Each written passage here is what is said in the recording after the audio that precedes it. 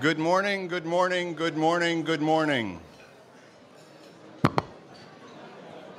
Good morning, yes, good morning. Good morning, good morning. Thank you, Counselor. Good morning, everyone. Good morning. Good morning. Good morning. My name is Bill Sweeney. I'm the President and CEO of IFES. I'd like to welcome you to the National Press Club and to today's celebration of American democracy. Today, over 100 million voters will cast their votes and make their decision about the direction of this country. We are honored that so many of you, over 400 people from over 60 countries, are joining us today. Now, I'm going to get in trouble. I'd first like to recognize, I think, the only former head of state we have in the room, but I might be wrong, the former Prime Minister of the Netherlands. Please welcome.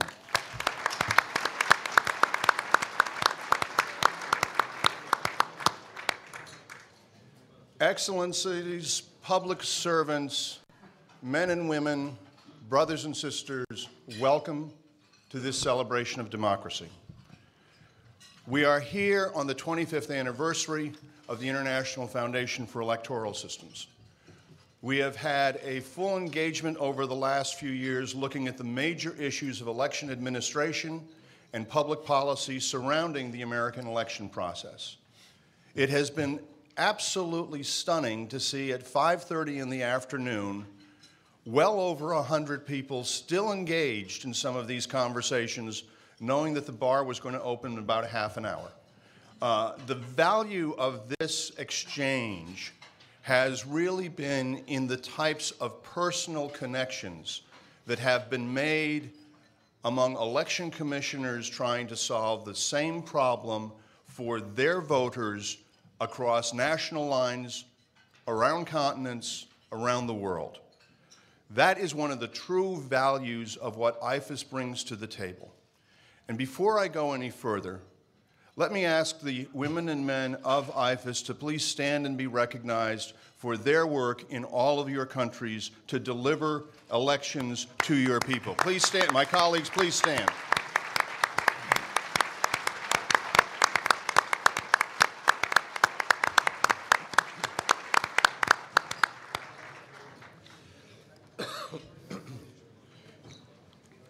We are going to have a brief program this morning to give a little overview on some of the central questions from a Democratic and a Republican point of view. To my right, which is an irony, is Peter Kelly. He is the chairman of the board of directors of IFES. He has been a prominent official within the Democratic National Committee, serving as treasurer and national finance chairman. He has been a prominent leader in the presidential campaigns of President Carter, President Clinton, and Vice President Gore. He is, in his hometown of Hartford, Connecticut, a distinguished attorney, as well as civic leader. To my left, and that is another irony, is my dear friend Frank Fahrenkopf. Frank was chairman of the Republican National Committee and oversaw the re-election of President Reagan and the election of President Bush 41. Since we all believe that elections go to numbers, Frank Fahrenkopf's tenure at the RNC resulted in more electoral college votes cast for any one chairman of the RNC during the two presidential campaigns than any other chairman of the party. He exceeded the record set by President Roosevelt's chairman of the party for two of his elections. So this is a very successful politician. He is also the co-chairman of the Commission on Presidential Debates. And we've had some discussions about debates and all of that, but this is the founding co-chairman of the Commission on Presidential Debates that oversaw and arranged the 3 presidential and 1 vice presidential debates this year. A distinguished attorney from Nevada, he is chairman and CEO of the American Gaming Association. Now, 30 years ago, both of these men were among less than a half dozen who started the conversation about how the American and Western philosophy of democracy could be organized and presented in a constructive fashion so as to assist other societies as they developed political parties, civil society, election, and free and fair elections in their countries. Peter was the founder of a group called the Center for Democracy, which wrote the study which was used as the basis for President Reagan's Westminster speech. Frank, as chairman of the Republican National Committee, underwrote the concept paper, which resulted in the creation of IFES. Both of these men were involved in the creation of the National Endowment for Democracy. Both of them are founding board members of the National Democratic Institute, the International Republican Institute. Both have served on the board of IFES for better than a decade, and Peter is currently our chairman. So as we reflect on the democracy movement on this day of celebration here in the United States, these are two of the men who actually turned the concept into legislation, which turned it into institutes, and then they managed those institutes from the very beginning. So if you will, a warm round of welcome, and then I will turn the mic over to Peter.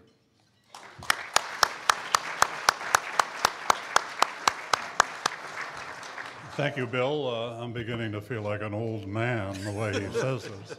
You are. And good morning, everyone. Good morning, everyone. Okay. I want to start out with a typical story, and this is actually a true story. In the year 2000, I was hosting a dinner for the head of the Election Commission of the Russian Federation. And we were on the eve of the face-off of Mr. Putin for his first actual run for office, and the head of the Communist Party, Zyuganov. I was telling my Russian counterpart lots of Russian jokes. I mean, not jokes about Russia, but Russians' jokes about themselves. I love the Russians. They're the most wonderful, self-denigrating, humorous people you can find. And he said, I have a story. And I said, well, tell it to everybody. There were about 40 people in the room. So he got up and he said, Peter asked me to tell a story. It is tomorrow night. My staff person come in after the polls closed. He say, I have good news and bad news. Oh, he says, well, tell me the bad news first. The bad news is Zyuganov got 63% of the vote. Oh, my God. Oh, what am I going to say to Mr. Putin? Oh, okay. Well, what is the good news? He said, Putin got 93% of the vote. For election officials, that's a story of some understanding. Anyway, so, this scene in Washington is fairly unusual. 30 and 20 years ago, I had the great privilege of working as one of the leaders of the Democratic Party and faced off with Frank Fahrenkopf, a wonderful, very, very strong opponent. But what's remarkable is we have all been friends then and now, and we actually had immense respect for the other, even though we did not agree on much. And we'd love it if that spirit could return to Washington, but not yet. It's not my objective this morning to give a democratic advocacy talk. We've already had enough of that over the last several months. But to sort of give a view of my own analysis of where we've been and what will likely happen today. It's been a most unusual political year. The election cycle's been filled with acrimony at levels I've never experienced before. For some time, it's been clear that something like 85 or 90% of the electorate have made up their mind on the presidency some time ago. Our country is split right down the middle. The setting. In 2008, America was well into the beginning of the most serious economic crisis we have ever faced, even worse than the Depression in so many ways. When Obama ran in 2008, this charismatic African American raised hopes that he could bring the fractious Congress together and that the gridlock could be ended in Washington. He was a rock star. He was a real rock star who showed our country that there was a way to end the two long and brutally expensive and difficult wars that we were in, and to deal with this economic collapse which was handed to him. Despite that, when of course he was elected, now 3.5 years later, Washington is even more gridlocked than it was at the beginning. A fractious right-wing group which is perfectly called the Tea Party, and we can get into that at some length at an appropriate time, took the Republicans in the House of Representatives hostage and held them simply to a very, very difficult standard of simply not to act. The president, nonetheless, continued to believe that he could get the parties to work together, and he's based his actions on that hope. In reality, it was a task he should have abandoned very early on in his first term, and instead taken the issues directly to the American people and not to the Congress. But as well we all know, regardless of the cause and regardless of fault in the terms of a Congress frozen in place, whoever sat in the seat of the president would be given ownership of the results. And that is what we've seen.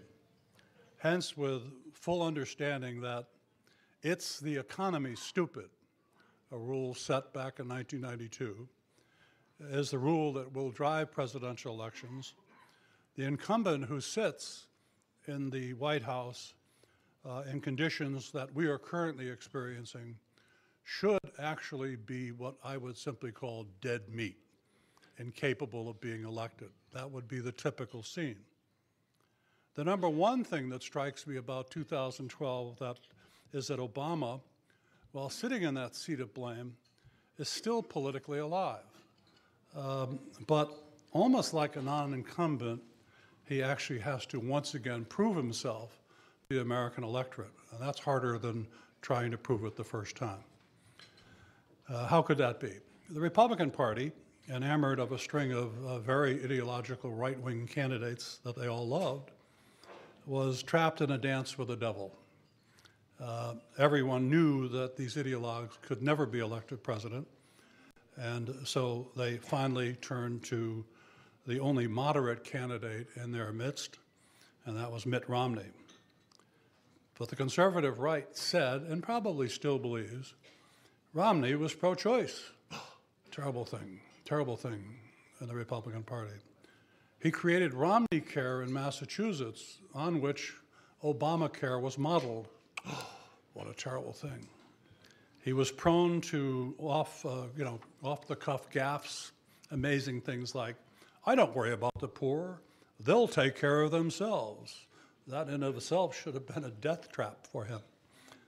Romney was a Mormon, a mysterious religion to the new Christian right. And yet, very gradually and very reluctantly, the party moved forward, and Romney, as the only electable survivor, ended up as the nominee.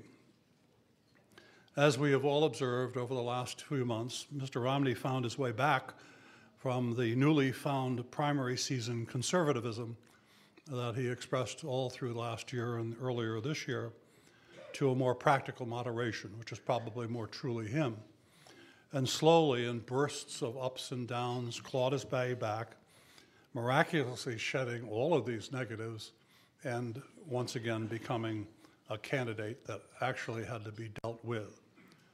I'm going to go through a few items of special interest to me, and I hope to you. Surprises. We all have surprises in an election period.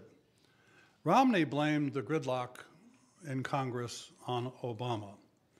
Yet it was the House that basically refused to do anything, and the majority leader of the Senate who said, my number one job is to see that the president fails. I would have expected the Obama campaign to say that old line, This is like a young man who killed his parents, standing in front of the judge for sentencing and pleading for clemency because he was an orphan. You got that? Okay, good. All right. Anyway, we didn't hear that. Romney said publicly, "My concern is the middle class. The poor will take care of themselves." Romney said privately that 40% of the electorate will never be for a Republican, basically because they live off the government. They don't pay taxes. And by the way, interestingly, in the 47%, 1% was classified as billionaires who don't pay taxes. Anyway, these are devastating remarks, at least it seems to me, to a caring nation. Yet very little was made of them. I mean, little bits and pieces occasionally, but it was never a mainline comment on the part of the candidate for Obama. The Catholic vote, which, given some of the harsh things that the Obama administration had done dealing with freedom of religion, should have been a main point. Mark Ryan, the vice presidential candidate, was built to make that an issue, and yet it was never really specifically dealt with. And I suspect that's because there probably isn't a Catholic vote. The Catholic vote is probably broken down very much like the rest of the country and is not affected by the constant haranguing of the Catholic hierarchy. I was surprised by the absence of the great ad. Every campaign, there's got to be one or two really wonderful ads that are fun and interesting, attractive, persuasive. I didn't see one. I don't know, maybe you can comment on that, Frank. Foreign policy. Foreign policy is the one field where the president can do pretty much what he wants. It's his field of leadership, and that is fairly typical. Strangely enough, foreign policy will never win you a race, but it may lose you a race. You think back of George Herbert Walker Bush, 1992, in 1991 had a 94% favorable rating, and that was because of his conduct of Iraq One. And yet he lost, because guess what? The issue was economy. It's always economy. Gerald Ford, I think, lost his bid when he, in the one debate they had, said that Poland is not behind the Iron Curtain. And everyone said, where did he come from? So it's usually a negative and not a positive, and that was the case this year. The role of money. This has been the most expensive political year in our history. I was sort of a master fundraiser. That's sort of how I ended up in the national political process. I would raise in a year what these people raise in about a week. The numbers are stunning. So about $2 billion will be spent directly on the presidential race this year, and about $5.8 billion spent on federal politics in general. That's a pretty awesome number. It's an excessive amount of money, in large part due to the ability of both presidential candidates to raise very, very large sums of money, but probably more because of the Supreme Court ruling that's unleashed corporate and labor treasury giving at levels heretofore illegal under our historic rules. Negative campaigning. Our experience in the use of negative campaigning this cycle was at a disgraceful level. For all of us who watched this process, I personally hate it. I think most of us hate this kind of campaigning. It denigrates the political process. It disarms the people who are elected. They are no longer looked on with any sense of reverence. Yet it's a proven tool, unfortunately, that impacts the opponent more than it impacts the proponent of the negative. The National Journal remarked that Obama's campaign was the toughest, most aggressive campaign in history, and it was very heavily negative. Shame on us. Debates. A lot of people say, they don't make any difference. Well, we saw it this time, and as in the past, debates are critical. Romney walked into the first debate a wounded duck. He came out alive and awake, and his campaign did too. Now, some people would say he lost the second debate and he lost the third debate. He won them all. And he won them all because he stood there, he looked strong, he looked rational. He looked like a man who could stand up to anybody, and walked away with, I think, the positives on the debate, despite the technical win on the part of the president for the last two. The polls. We see polling results every day, every hour. I mean, we're kind of lunatics, so we look at them all day. It goes on and on and on. On the face of the national poll, it looks like the race is a dead heat. 49, 49, 48, 48. The reality is quite different, because the polling really has to be done state by state, because that's how we actually elect people. The ground game. Obama's strong suit should be the ground game. The people actually today, every polling place in America, working to get people out to vote, to get your A voters and your B voters out in support of your cause. The intensity at which this is going on, especially in the swing states, will put anyone in awe. I mean, it's an incredible operation. I believe that, generally speaking, the Republicans rely on media and the Democrats rely on the ground game, with a couple of exceptions. In 2004, George Bush put on a full court effort in the two critical states of Florida and Ohio. He did not want to go through 2000 again. And his operation generated from 30 to 45%, different numbers for the two states, higher percentage of Republican show-ups at the polls, and just canned those two states, end of race. In 2012, we don't really know what the Romney ground game will be, but I do know what the Obama one is, and it's going to be awesome. And then the ultimate October surprise. You know, in American politics, we always look for the October surprise. The October surprise was a storm. Romney was praying, hoping, wishing, working on trying to get a surge in the last week. Whether it would happen, who knows? No one knows. But in came Frankenstorm, and for 3 days, the media completely diverted from national politics to the tragedies that were taking place in the Northeast. And any prayer, any wish at a surge on the part of Governor Romney froze, and that was sort of the end of it. Our country, I'll be through in 2 minutes. Our country is, broken up into blue states, red states, and swing states. And these are, states are pretty solidly. I come from Connecticut, the bluest state in America. In the years where we were losing, Democrats were losing elsewhere in the world, we elected more Democratic representatives to Congress. Don't ask me why, it's amazing. But there are 11 swing states. I won't go through them in any detail. But if you look at these numbers, and you really have to have a prediction, let me just walk through the one set of numbers. There are something like 148 swing state electoral votes. We need 270 electoral votes to win. It is my belief, and I'll go into detail later, that we will see the president at least 273 votes when we're through with our listening tonight, and more likely to end up at about 298 electoral votes. The margins are really thin in a lot of these states, really thin, 2 points, 3 points, 4 points. But you look at the way the margins move, and I'm pretty confident that that's what we will see.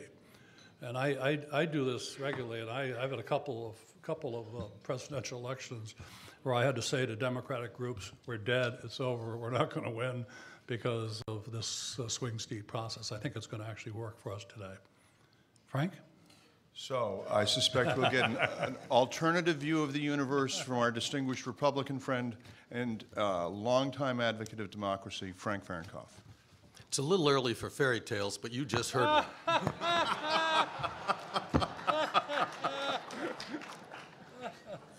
I'm not going to try to rebut the Obama campaign talking points that you just heard from Mr. Kelly. I want to go into a couple of other areas, and Bill has asked me to talk a little bit about the debates, because as Peter said, the debates were really critical this time. Historically, most people remember that the first televised debates took place in 1960, and that was Richard Nixon debating JFK. They were very important in that election.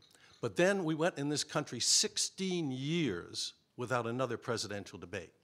There was no way that Lyndon Johnson, who succeeded to the presidency after the assassination of John F. Kennedy, was going to allow Barry Goldwater to get up on the stage with him. And then 4 years later, Richard Nixon was back on the scene, and the 1960 debates were such a traumatic thing for him that he refused to debate in the 2 times that he was running in 78. Let's see, no, it would have been, let me get my year, 68 and 72. I'll tell you an interesting story. A few years ago, we on the Commission on Presidential Debate had public television try to interview every single individual who had participated in a presidential debate. We wanted to create an oral history of what their views were concerning the debate. There were only 2 people who said no. One was Richard Nixon. When I was told by NPR that he would not do an interview and he was still alive, I called him. I said, Mr. President, you're the only one still here. It's very, very important that you do this interview.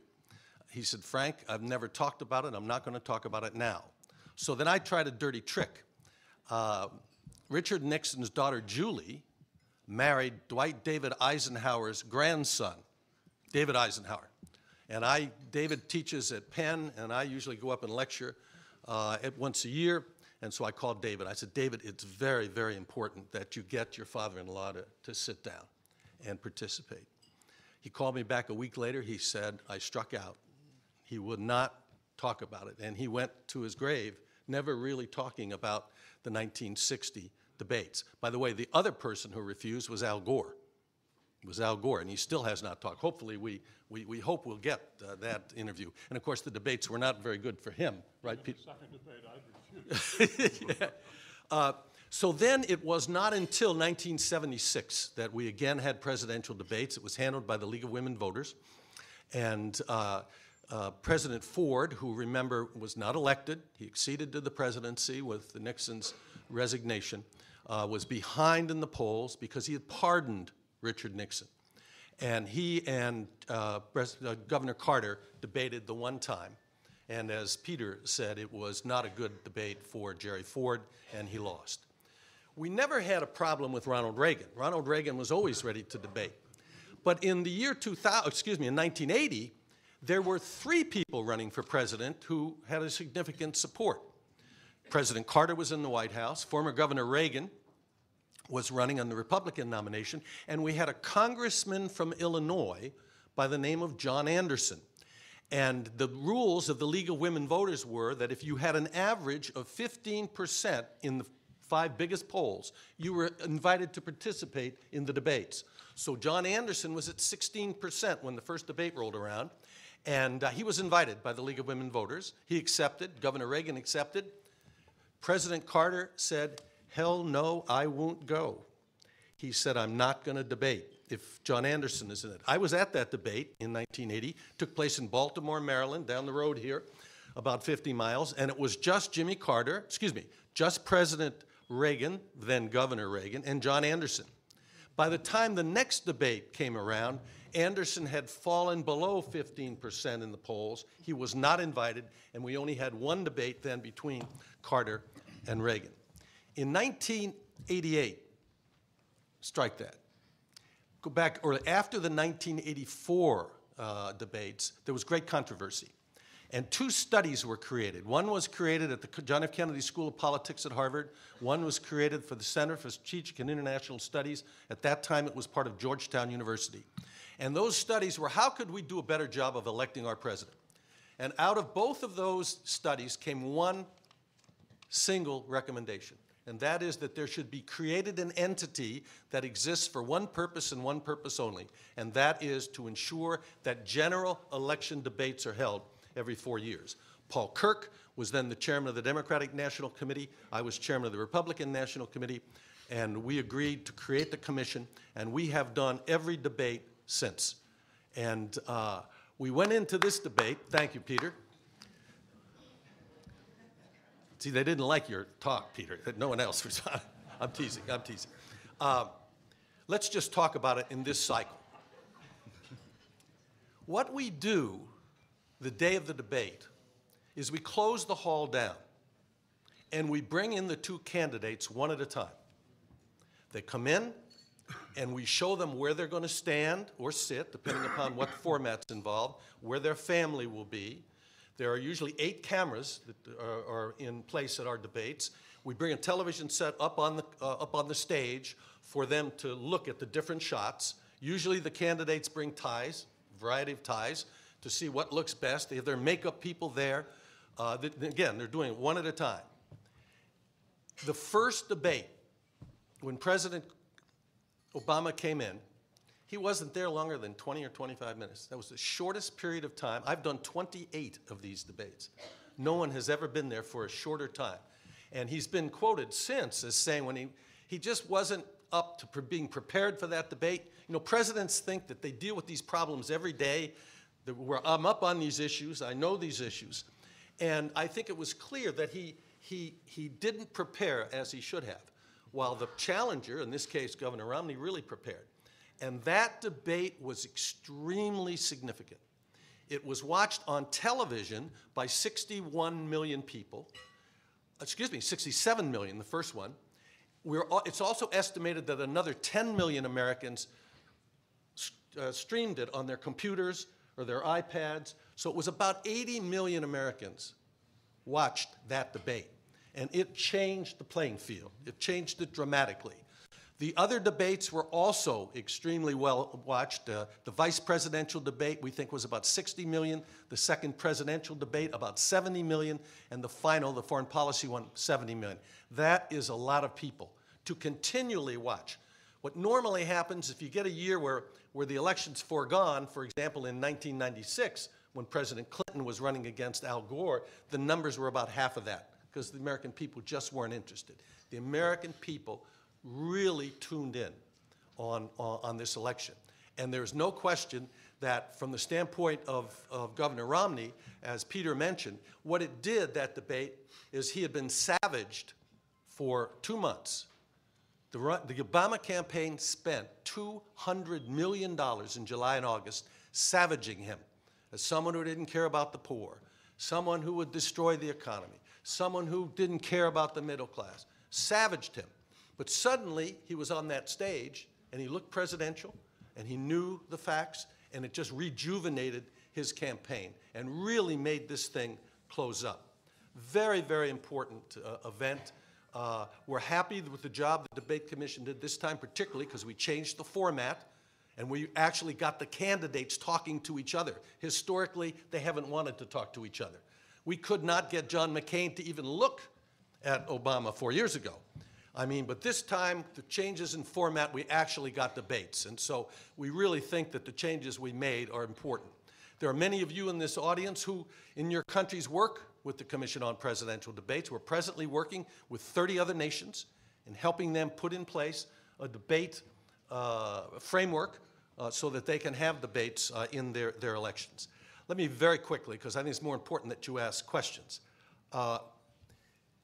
It is very hard to defeat elected incumbent presidents.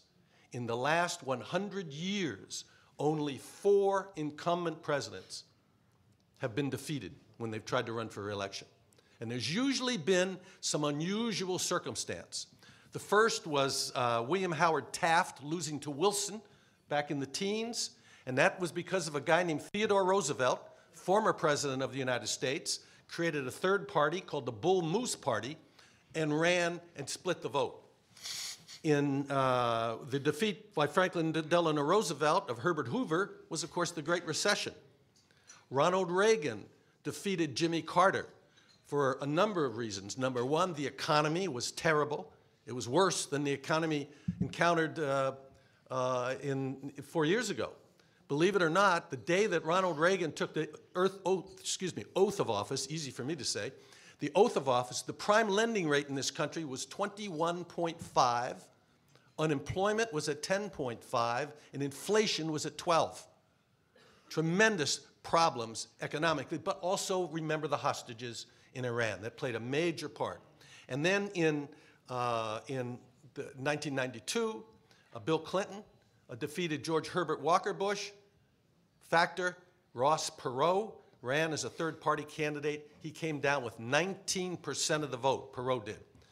Bill Clinton was elected President of the United States with 43% of the vote in this country. But that's the magic of the Electoral College. I'm not going to make predictions. My numbers say whoever wins Ohio wins. Now, the predicate to that is you have to watch some early evening states. They're Florida and Virginia. In my view, with my mathematics, I don't see how Romney wins the Electoral College vote. He may win the popular vote, but he has to have Florida and Virginia. Those states' electoral votes are critical for him. This became a different type of election. The president, and I think if he wins, his campaign people will have been proven to be brilliant. The president could not run on his record. That's what you call a referendum election. When you have an incumbent running for re-election, a referendum is, did this person do a good enough job in the 4 years that they should be reelected? There was no way, with the numbers that we have in this country with unemployment and so forth, he was going to win that. So the Obama campaign decided to make it a choice election. They had to demonize whoever the Republican candidate was going to be, demonize him so that when people went into the voter booth, it was a choice between Obama and Romney, not a choice between Obama and his record. So it's going to be very interesting. It is very, very close. We have a tradition in this country. There's a little town in northern New Hampshire that votes at midnight. It's called Dixville Notch, New Hampshire. They voted at midnight. 5 for Obama, 5 for Romney. 10 votes, tied. So it's very, very, very, very close. And I would only add to puncture a little bit of the fairy tale you heard earlier. The first 2 years of this administration, the Democrats had 60 votes in the Senate. They could do whatever they wanted and had overwhelming control of the House. So the argument, well, it was just the Republicans who threw in roadblock. They could do whatever they wanted, and they didn't focus on jobs. So with that, I think it's more important that we talk about what's on your mind, the questions that you have. When you go around to these polling stations, let me add one other thing. Now, I'm sure Bill probably told you this, or the other IFES people. Most of what you're going to see, when I voted this morning, there were the official registrars, people who were the election officials, where we had to go up and sign and so forth and get our ballots. And then behind them was a table. And there were 2 people at the table. They had the same books that the election officials had. They were a representative of the Republican Party and a representative of the Democratic Party. And what they were doing is keeping track of what Republicans and what Democrats voted. And I can assure you, around maybe 10 o'clock, maybe 11 o'clock, the Republican and the Democrat will look down and see which people hadn't voted yet, that they know are going to vote for Obama or they know they're going to vote for Romney, and they will send runners to the headquarters of the Republican Party and Democratic Party in McLean, Virginia, where Bill and I vote, and those people at headquarters will get on the phone to those people who haven't yet voted and say, do you need a ride to the polls? Can we help get you there? So look, when you're there, look at that table behind the officials. That's the Republican and Democratic polls. With that, I'll be quiet and let's take your questions. Okay.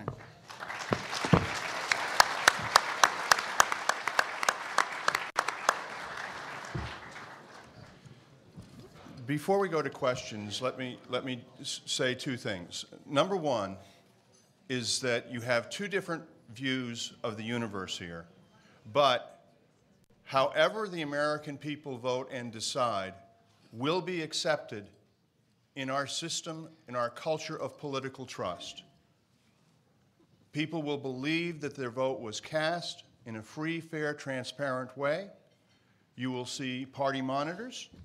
You will see other activists. You will not see police or military deployed except for traffic, not for security.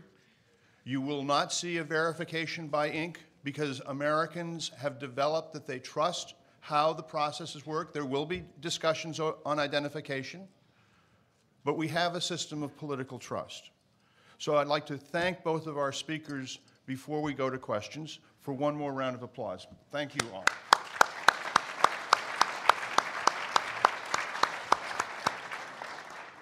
Before she disappears, because this time she has a microphone and she's in the room, putting together 4 days with multiple moving parts, over 425 people here today, over 250 election administrators from around the world, Daniela and her team deserve a round of applause. Daniela.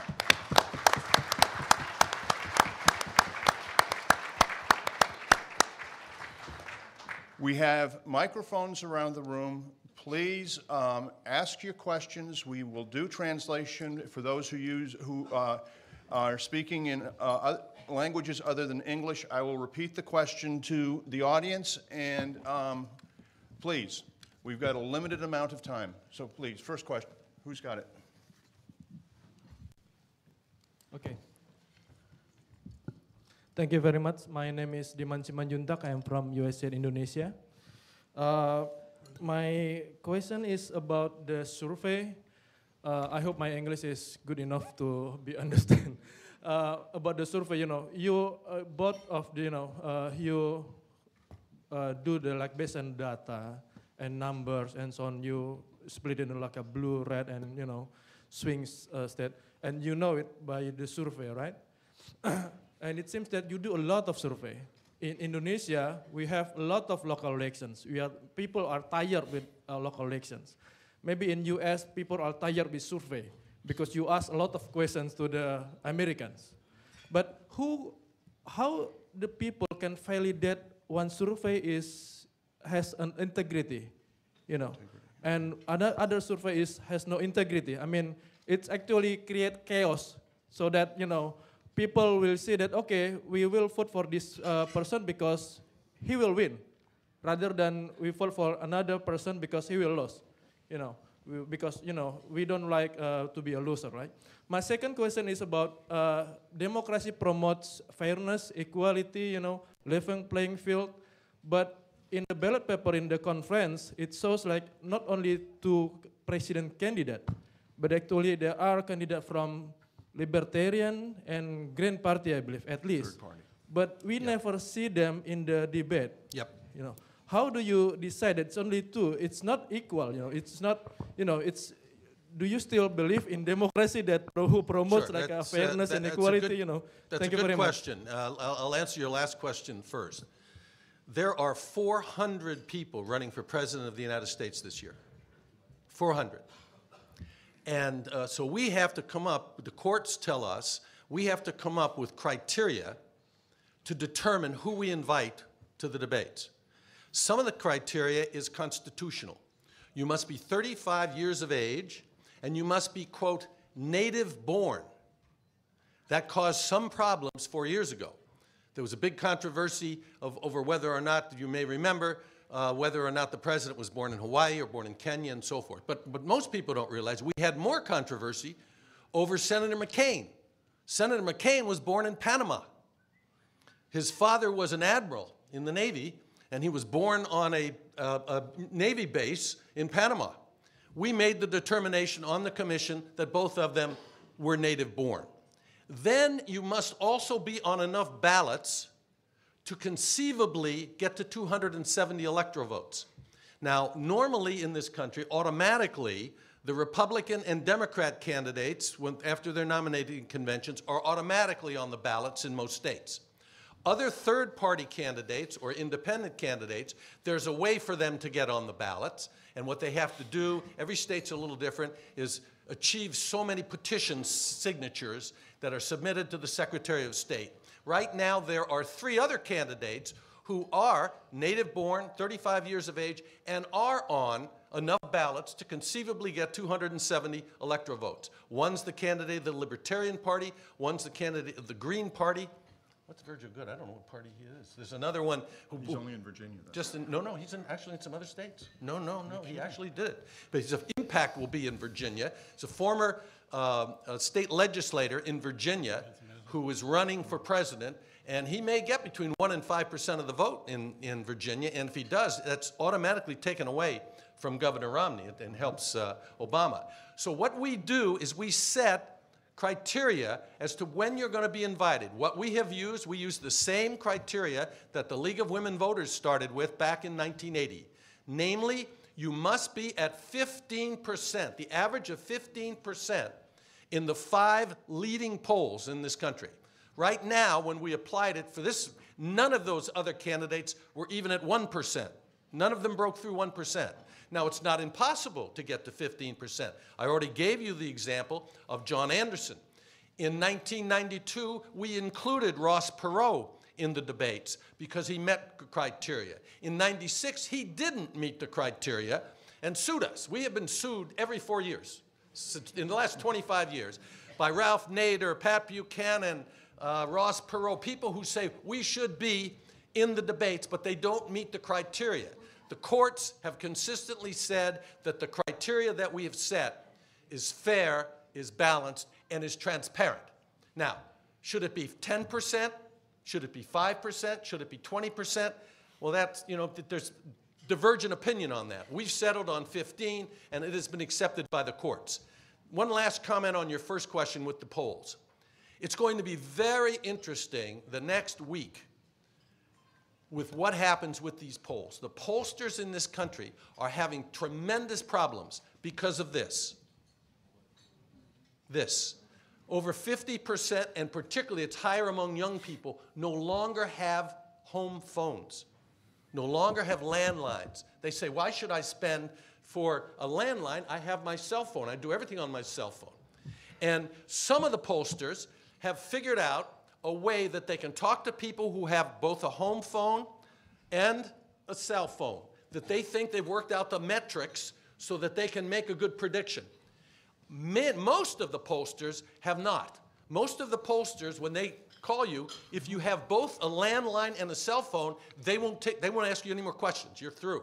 They'll only deal with people who have cell phones because they think they have the metrics for that, and people who have just home phones. They have the metrics for that, and they try to combine them. So it's going to be very very interesting to see where these polls were, because some of them are totally, one poll you'll have the president ahead by 5 points, the next one you'll have the governor ahead by 5 points. So it's going to be very interesting to see how accurate the polls are. Peter? A couple of brief comments. First of all, Frank, as you may know, my mother was born in Denmark, very close to the home of Hans Christian Andersen. So I'm That's where that fairy tale came from. I'm a real believer in fairy tales. On the second question, there's no better expert on the subject than Frank Fahrenkopf. I'll say nothing. On the first question, I think ultimately the issue of integrity of polling comes down to what is reported. And so our press is the one who will report or not report polls based on historic evaluation. Obviously, some of the press has an edge, right or left, and there might be that sort of impact, but you won't see crazy polls being reported. Question, Danielle, over here. Stephanus Dafwang from Nigeria. Do you have data to show that the one who wins the debate will also perform when he gets to the seat? There is a saying that says, the devil you know is better than the angel that you don't know. So how much do you think this debate victory will translate into better performance if Mitt Romney wins? Well, you never know. If you watch the debates this time, you saw these two men in 3 different formats. And that's important because we're not electing the best debater. You saw them behind podiums. You saw them walking around on a stage with the questions being asked by citizens, and you saw them seated at a table with a single moderator. We think seeing them in these 3 different formats gives the American people an opportunity to make a judgment.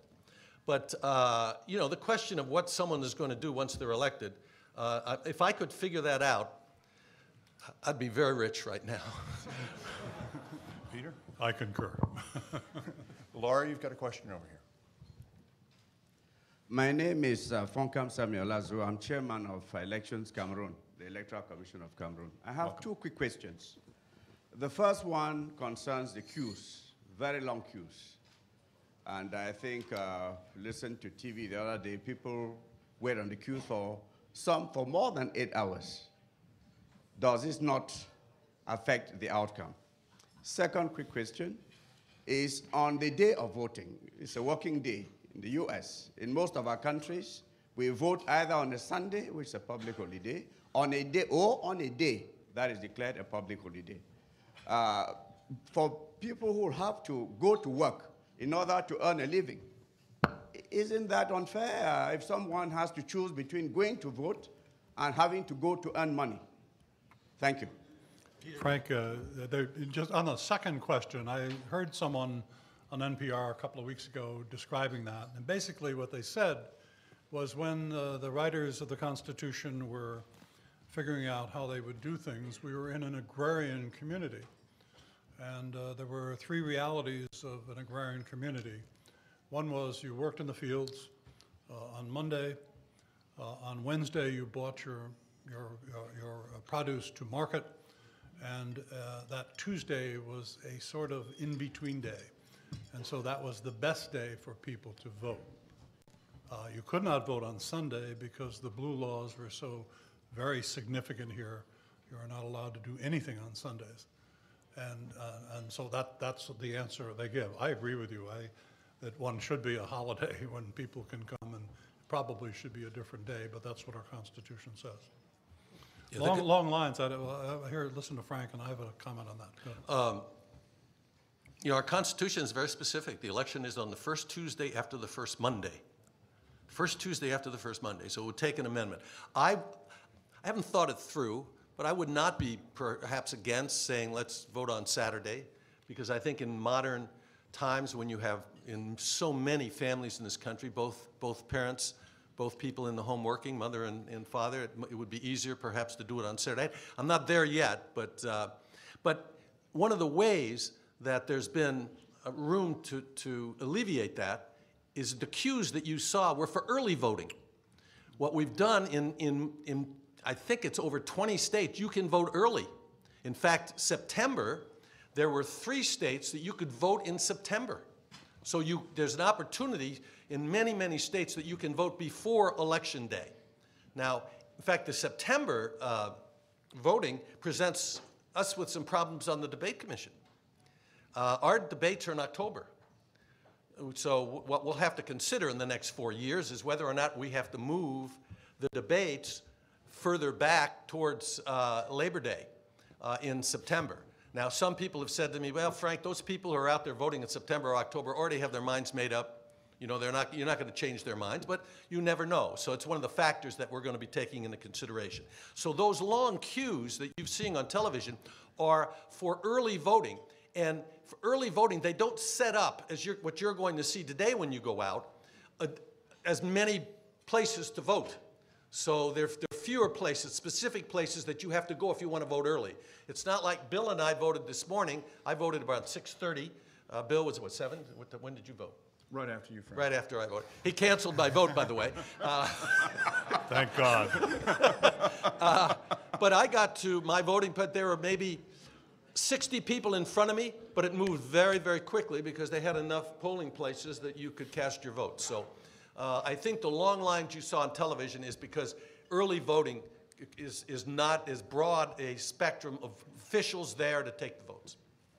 Just quickly, if you use the Australian standard on the number of polling stations in the United States, there should be about 2.5 times more polling stations in the United States than there are. Our elections are being administered by county and state governments, and their budgets are all very, very tight. The long lines are going to be a problem. They're going to be a problem particularly in states which are going to have great turnout. In some of those states, you will see party workers from both sides handing out water and snacks to keep people in line. That will be going on. You will also see some court challenges at the end of the day for the polls to stay open an extra hour or 2 hours so that everyone in line gets the chance to vote. And that we see on a regular basis, particularly in areas of fast growth in this country. 1 out of 7 people will have moved from where they voted 4 years ago to where they're voting today. So that's one of the issues. The other issue is that with early voting now being available in over half the country, over a third of the votes will have been cast before the polls opened this morning, and that's in part due to the integrity of our postal system, as well as integrity of early voting throughout the states. I voted almost 3 weeks ago on the opening day of Virginia. It still took 2 hours because there were only 3 polling stations that were open because they did not think they would have that many people. But it was 2 hours on opening day of early voting. Daniela's got someone with Laura's got the last question, and then please stay in your seats because we have some administrative details of leaving here and getting into buses that I have to read out. Laura? A ver, soy William Acero Arango de Bogotá, Colombia, y quería preguntarles si ya ustedes tienen previsto o más o menos para qué horas podrían tener ya pues, los resultados del nuevo presidente de los Estados Unidos después de que se cierren las votaciones. The question is, when will we know the results of who the new president is? And optimistically, if one of these men is right and it's a landslide for their candidate, we will know probably around midnight or 1 o'clock in the morning. If the race is as close as both men predicted, it may well be sometime Wednesday before we know. And if there are significant challenges, as there were in Florida 2000, we might have a contest that drags on for another month. Peter? Very, very simply, as Frank Fahrenkopf said, if Virginia and or Florida happen to go for Obama, the election's over. If Ohio goes for Obama, the election's over. We may well have a good idea of the outcome by midnight. But of course, in Florida, one year we had the vote was not determined until one man voted on the Supreme Court of the United States several months later. We hope we don't do that again. So. The networks will not announce a winner so long as polls are open anywhere in the U.S. And you know we have voters in Hawaii. So even if the numbers that they've received from early states and projections from exit polls say that either the president has won re-election or Romney has upset him, they will not declare that. They're not supposed to declare it until the polls have closed in Hawaii. And I don't know what time that is, to be very candid with you. It'll be about 2 o'clock in the morning. Yeah, it'll be about 2 o'clock in the morning here. But yeah. I don't know. This is such an important and it's such a close race. You may have networks who will do that. I remember some years ago, a great mentor and friend of these two, Charles Manat, the former chairman of the Democratic Party, was chairman of the California Democratic Party before. He was out going door to door for McGovern, as I think he told me the story. It was Carter. Was it Carter? It was okay. Carter. But the results were announced while the California polls were still open, and he would knock on a door to a Democrat who would normally have voted for Jimmy Carter. But more importantly, there were other races the Democratic Party was interested in. Governorship of California, the state legislature, and a lot of Democrats said, well, I don't want to go to the poll. The presidential election is over. So that's why it's so important. There are other races other than the presidency that are important, and that's why we like to have no announcement until those polls are closed. Could I ask you all to give me a round of applause for our two great presidents?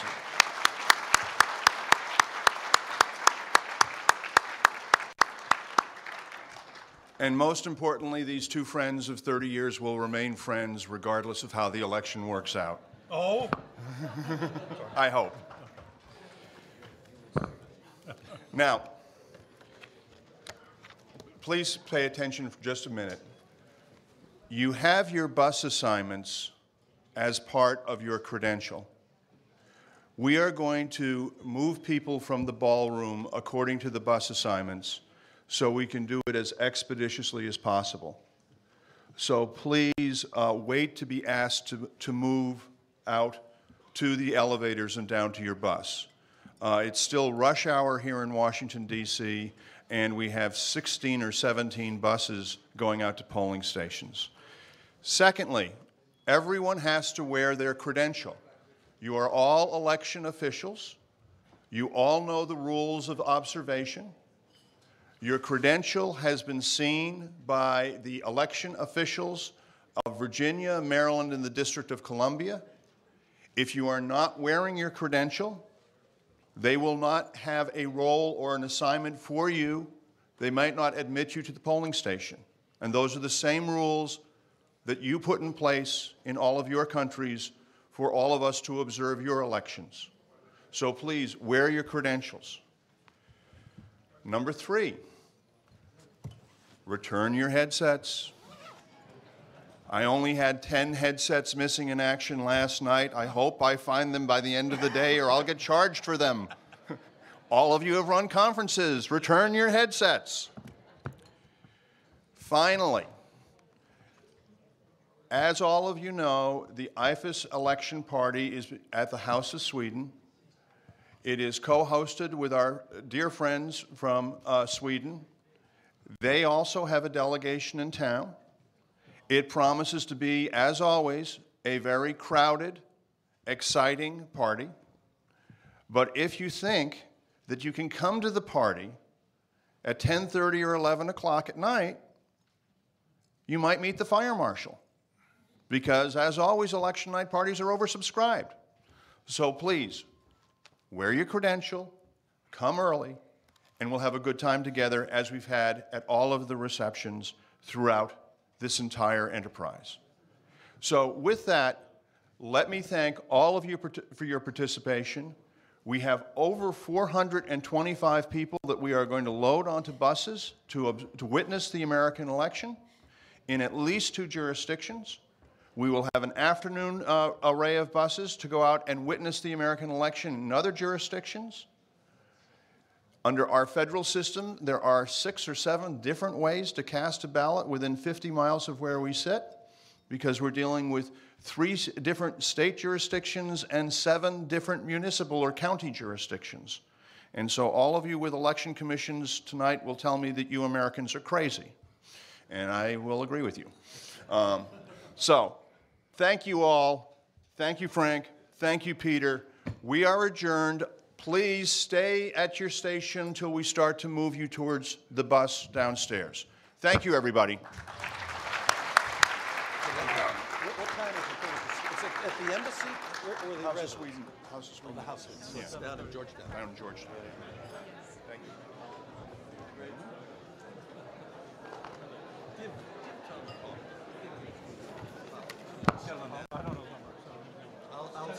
I'll email you the I love these. Yeah. Okay. Thank you. You were terrific as usual.